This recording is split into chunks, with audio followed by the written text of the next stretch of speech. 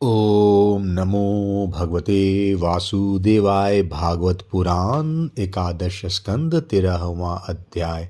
हंस रूप से सनकादि को दिए हुए उपदेश का वर्णन। भगवान श्री कृष्ण कहते हैं, प्रिय उद्धव, सत्व रज और तम ये तीनों बुद्धि प्रकृति के गुण हैं, आत्मा के नहीं। सत्व के द्वारा रज और तम इन दो गुणों पर विजय प्राप्त कर लेनी चाहिए। तदंतर सत्वगुण की शांत वृत्ति के द्वारा उसकी दया आदि वृत्तियों को भी शांत कर देना चाहिए। जब सत्वगुण की वृद्धि होती है तभी जीव को मेरे भक्ति रूप स्वधर्म की प्राप्ति होती है। निरंतर सात्विक वस्तुओं का सेवन करने से ही सत्वगुण की वृद्धि होती है और तब मेरे भक्ति रूप स्वधर्म में प्रवृत्ति होने लगती है। जिस धर्म के पालन से सत्वगुण की वृद्धि हो वही सबसे श्रेष्ठ है। वह धर्म रजोगुण और तमोगुण को नष्ट कर देता है। जब वे दोनों नष्ट हो जाते हैं तब उन्हीं के कारण होने वाला अधर्म भी शीघ्र ही मिट जाता है। शास्त्र, जल, प्रजाजन, देश, समय, कर्म, जन्म, ध्यान, मंत्र और संस्कार, ये 10 वस्तुएं यदि सात्विक हो तो सत्वगुण की, राजसिक हो तो रजोगुण की और तामसिक हो तो तमोगुण की वृद्धि करता है। इनमें भी शास्त्रज्ञ महात्मा जिनकी प्रशंसा करते हैं वे सात्विक हैं, जिनकी निंदा करते हैं वे तामसिक हैं और जिनकी उपेक्षा करते हैं वे वस्तुएं राजसिक है। जब तक अपने आत्मा का साक्षात्कार तथा स्थूल सूक्ष्म शरीर और उनके कारण तीनों गुणों की निवृत्ति न हो तब तक मनुष्य को चाहिए कि सत्वगुण की वृद्धि के लिए सात्विक शास्त्र आदि का सेवन करे, क्योंकि उससे धर्म की वृद्धि होती है और धर्म की वृद्धि से अंतःकरण शुद्ध होकर आत्म तत्व का ज्ञान होता है।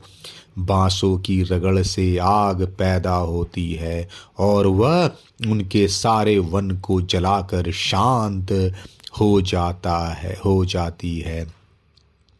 वैसे ही यह शरीर गुणों के वैषम से उत्पन्न हुआ है। विचार द्वारा मंथन करने पर इससे ज्ञान अग्नि प्रज्वलित होती है और वह समस्त शरीरों एवं गुणों को भस्म करके स्वयं भी शांत हो जाती है।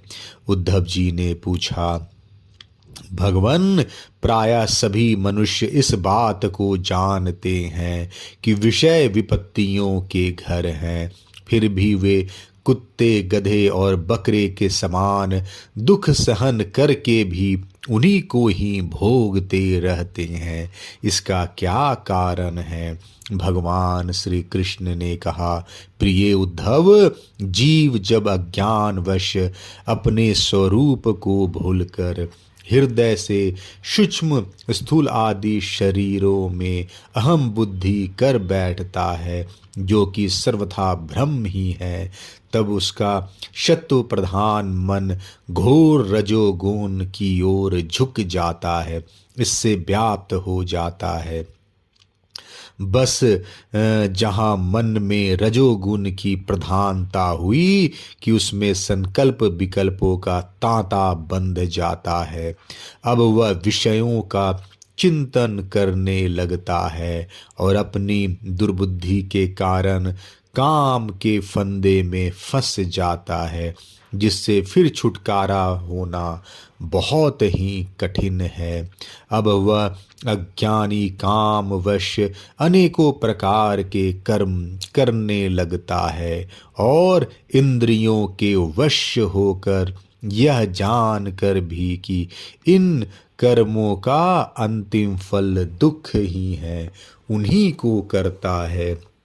उस समय वह रजोगुण के तीव्र वेग से अत्यंत मोहित रहता है। यद्यपि विवेकी पुरुष का चित्त भी कभी कभी रजोगुण और तमोगुण के वेग से विक्षिप्त होता है, तथापि उसकी विषयों में दोष दृष्टि बनी रहती है। इसलिए वह बड़ी सावधानी से अपने चित्त को एकाग्र करने की चेष्टा करता रहता है, जिससे उसकी विषयों में आसक्ति नहीं होती। साधक को चाहिए कि आसन और प्राण वायु पर विजय प्राप्त कर अपनी शक्ति और समय के अनुसार बड़ी सावधानी से धीरे धीरे मुझ में अपना मन लगावे, और इस प्रकार अभ्यास करते समय अपनी असफलता देखकर तनिक भी उबे नहीं, बल्कि और भी उत्साह से उसी में जुड़ जाए। प्रिय उद्धव, मेरे शिष्य सनकादि परमहर्षियों ने योग का यही स्वरूप बताया है कि साधक अपने मन को सब ओर से खींचकर विराट आदि में नहीं, साक्षात मुझ में ही पूर्ण रूप से लगा दे। उद्धव जी ने कहा, श्री कृष्ण, आपने जिस समय जिस रूप से सनकादि परमर्षियों को योग का आदेश दिया था, उस रूप को मैं जानना चाहता हूँ। भगवान श्री कृष्ण ने कहा, प्रिय उद्धव, सनकादि परमर्षियों ब्रह्मा जी के मानस पुत्र हैं। उन्होंने एक बार अपने पिता से योग की सूक्ष्म अंतिम सीमा के संबंध में इस प्रकार प्रश्न किया था। सनकादि परमर्षियों ने पूछा, पिताजी, चित्त गुणों अर्थात विषयों में घुसा ही रहता है और गुण भी चित्त की एक एक वृत्ति में प्रविष्ट रहते ही हैं, अर्थात चित्त और गुण आपस में मिले जुले ही रहते हैं। ऐसी स्थिति में जो पुरुष इस संसार सागर से पार होकर मुक्ति पद प्राप्त करना चाहता है, वह इन दोनों को एक दूसरे से अलग कैसे कर सकता है। भगवान श्री कृष्ण कहते हैं, प्रिय उद्धव, यद्यपि ब्रह्मा जी सब देवताओं के शिरोमणि, स्वयंभू और प्राणियों के जन्मदाता हैं, फिर भी सनकादि परमर्षियों के इस प्रकार पूछने पर ध्यान करके भी वे इस प्रश्न का मूल कारण न समझ सके, क्योंकि उनकी बुद्धि कर्म प्रवण थी। उद्धव, उस समय ब्रह्मा जी ने इस प्रश्न का उत्तर देने के लिए भक्ति भाव से मेरा चिंतन किया। तब मैं हंस का रूप धारण करके उनके सामने प्रकट हुआ। मुझे देखकर सनकादि ब्रह्मा जी को आगे करके मेरे पास आए और उन्होंने मेरे चरणों की वंदना करके मुझसे पूछा कि आप कौन हैं। प्रिय उद्धव, सनकादि परमार्थ तत्व के जिज्ञासु थे, इसलिए उनके पूछने पर उस समय मैंने जो कुछ कहा वह तुम मुझसे सुनो। ब्राह्मणों, यदि परमार्थ रूप वस्तु नानत्व से सर्वथा रहित है, तब आत्मा के संबंध में आप लोगों का ऐसा प्रश्न कैसे युक्ति संगत हो सकता है। अथवा मैं यदि उत्तर देने के लिए बोलूं भी तो किस जाति, गुण, क्रिया और संबंध आदि का आश्रय लेकर उत्तर दूं। देवता, मनुष्य, पशु, पक्षी आदि सभी शरीर पंचभूतात्मक होने के कारण अभिन्न ही है और परमार्थ रूप से भी अभिन्न है। ऐसी स्थिति में आप कौन है? आप लोगों का यह प्रश्न ही केवल वाणी का व्यवहार है, विचार पूर्वक नहीं है, अतः निरर्थक है। मन से, वाणी से, दृष्टि से तथा अन्य इंद्रियों से भी जो कुछ ग्रहण किया जाता है वह सब मैं ही हूँ, मुझसे भिन्न और कुछ नहीं है। यह सिद्धांत आप लोग तत्व विचार के द्वारा समझ लीजिए। पुत्रों, यह चित्त चिंतन करते करते विषयाकार हो जाता है और विषय चित्त में प्रविष्ट हो जाते हैं। यह बात सत्य है। तथापि विषय और चित्त ये दोनों ही मेरे स्वरूप भूत जीव के देह हैं, उपाधि हैं, अर्थात आत्मा का चित्त और विषय के साथ कोई संबंध ही नहीं है। इसलिए बार बार विषयों का सेवन करते रहने से जो चित्त विषयों में आसक्त हो गया है और विषय भी चित्त में प्रविष्ट हो गए हैं, इन दोनों को अपने वास्तविक से अभिन्न मुझ परमात्मा का साक्षात्कार करके त्याग देना चाहिए।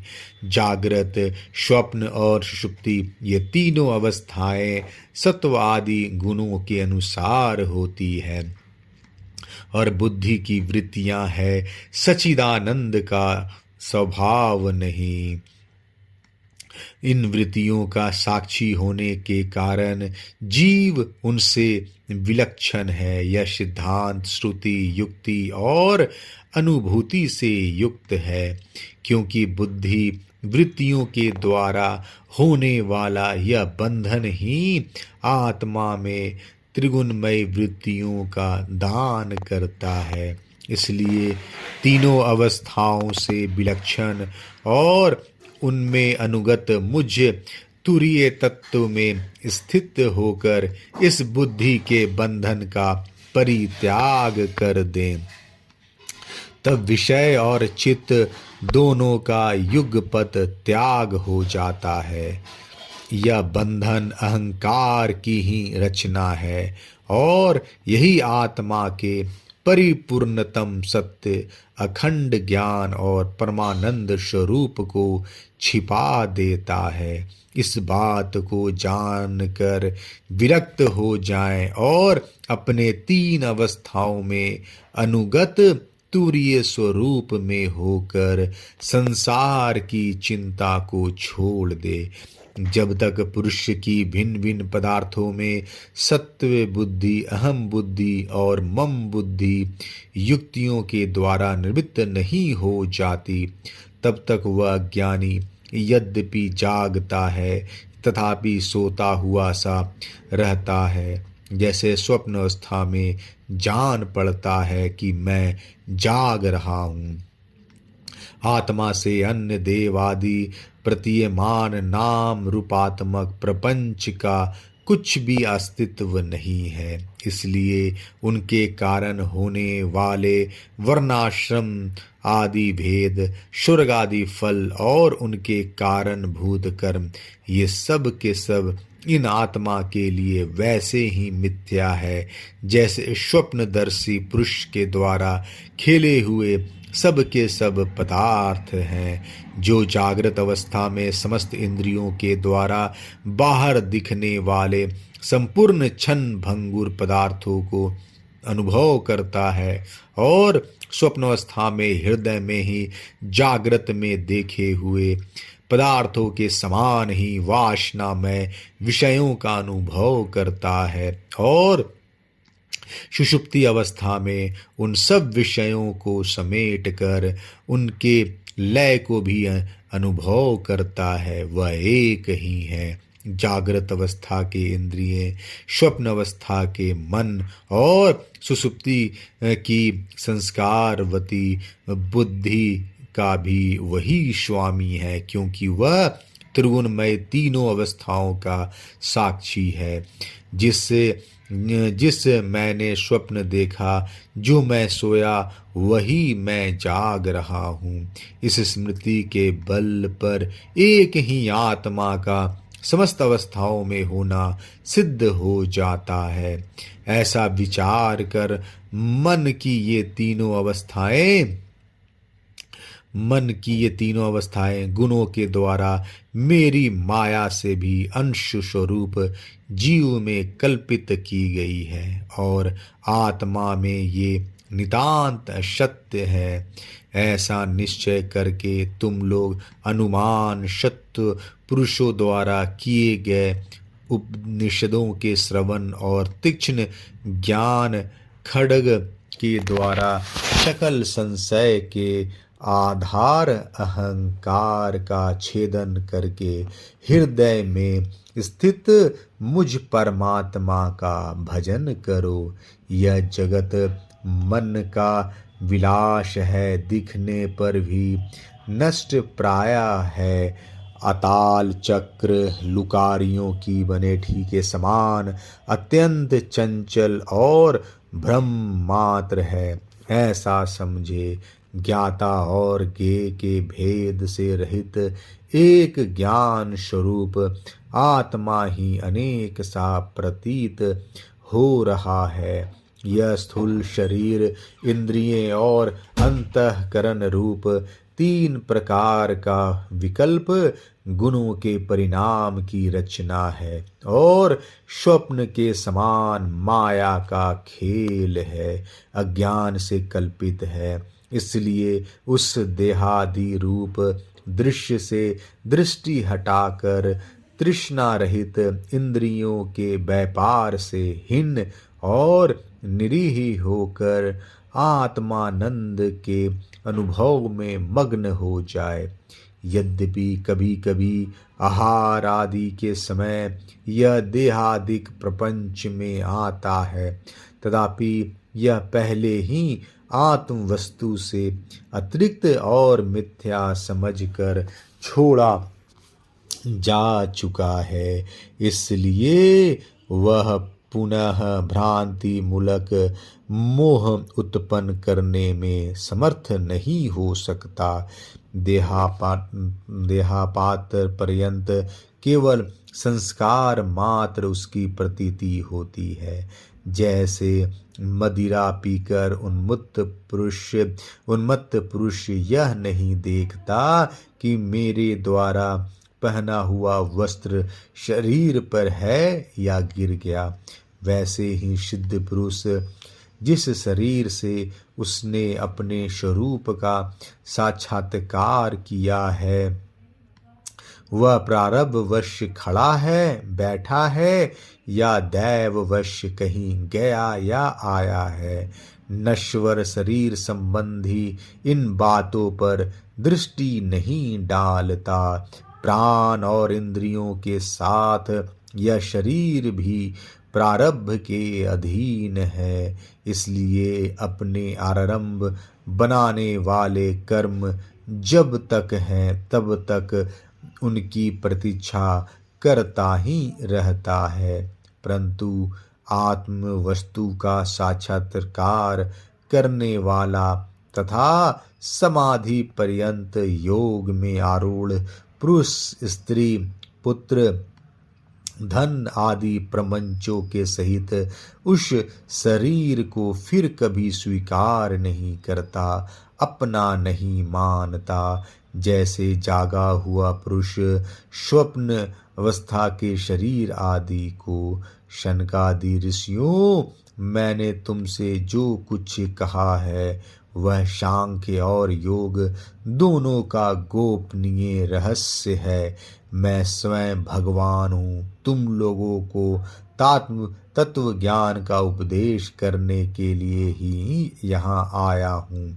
ऐसा समझो विप्रवरो, मैं योग, शांक, सत्य, रित, मधुर भाषण, तेज, श्री कीर्ति और दम, इंद्रिय निग्रह, इन सब का परम गति परम अधिष्ठान हूँ। मैं समस्त गुणों से रहित हूँ और किसी की अपेक्षा नहीं रखता। फिर भी साम्य, असंगता आदि सभी गुण मेरा ही सेवन करते हैं और है मुझ में ही प्रतिष्ठित हैं, क्योंकि मैं सबका हितैषी सुहृद प्रियतम और आत्मा हूँ। सच पूछो तो उन्हें गुण कहना भी ठीक नहीं है, क्योंकि वे सत्वादी गुणों के परिणाम नहीं हैं और नित्य हैं। प्रिय उद्धव, इस प्रकार मैंने सनकादि मुनियों के संशय मिटा दिए। उन्होंने परम भक्ति से मेरी पूजा की और स्तुतियों द्वारा मेरी महिमा का गान किया। जब उन ब्रह्मर्षियों ने भली भांति मेरी पूजा और स्तुति कर ली, तब मैं ब्रह्मा जी के सामने ही अदृश्य होकर अपने धाम में लौट आया। 13वां अध्याय समाप्त। जय श्री कृष्ण।